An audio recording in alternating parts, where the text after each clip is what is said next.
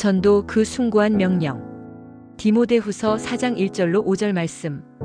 인생은 풀과 같고 인생의 영화는 들의 꽃과 같다. 풀은 마르고 꽃은 시든다. 하지만 하나님의 말씀은 영원하다. 이사야 선지자의 말이다. 베드로 사도와 야고보도 같은 말을 한다. 그런데 인생의 한계를 뛰어넘는 소식이 있다. 그리스도를 통한 영원한 생명이다. 놀랍고도 좋은 소식이다. 이 소식을 전해주는 사람이 어찌 아름답지 않은가. 오늘 성경은 전도 그 숭고한 명령에 대하여 몇 가지를 말하고 있다. 첫째, 전도가 필요한 사람들이 있다. 때가 되면 사람들은 바른 교훈을 받지 않고 귀가 가려워서 사욕을 따를 스승을 둔다. 또한 귀를 진리에서 돌이켜 허탄한 이야기를 좇는다. 그들에게 진리가 없다. 진리가 사람을 거룩하게 하는데 진리가 없으니 거룩함도 없다. 진리가 자유를 주는데 진리가 없으니 자유함도 없다. 진리가 생명을 주는데 진리가 없으니 생명도 없다. 인생은 마치 망망대해에 표류하는 배와 같다. 세파에 흔들리고 고통하다가 파선한다. 어디가 길인지 무엇이 진리인지 어디에 생명이 있는지 모른다.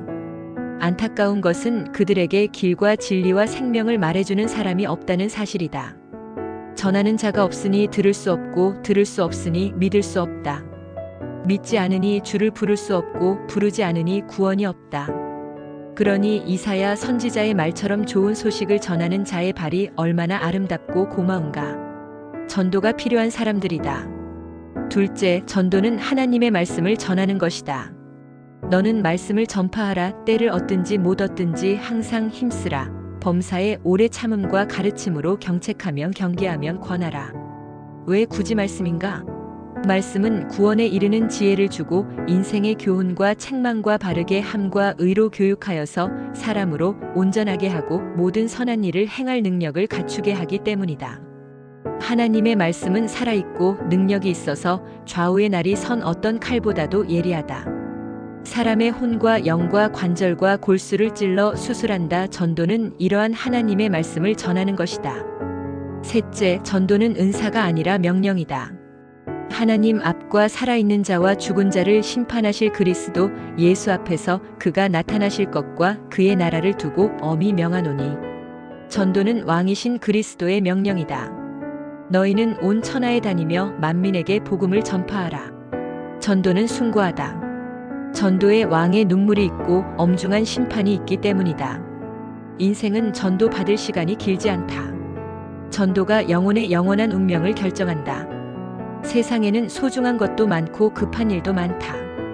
하지만 전도만큼 소중하고 급한 일이 없다. 전도는 은사가 아니다. 명령이다. 선택이 아니다. 필수라는 말이다. 넷째, 전도는 사랑이다. 오늘 성경은 전도하는 사람에게 신중하고 고난을 받으며 직무를 다하라고 한다. 전도 받는 사람은 별 아쉬움이 없다는 듯이 혹은 전도자가 귀찮다는 듯이 냉랭하기도 하다. 인간적으로 생각하면 전도하기 싫다. 전도하면서 자존심 상하고 굽신거리고 손해보고 참아야 하고 고생하는 것이 싫다. 그럼에도 전도하는 것은 전도가 엄형이고 영혼에 대한 사랑이기 때문이다. 전도는 사랑에서 시작된다. 잃어버린 영혼에 대한 안타까움이다. 안타까움은 사랑이다. 정리하면 숭고한 명령인 전도를 해야 하는 것은 첫째, 전도가 필요한 사람들이 있기 때문이다. 둘째, 전도는 하나님의 말씀을 전하는 것이다.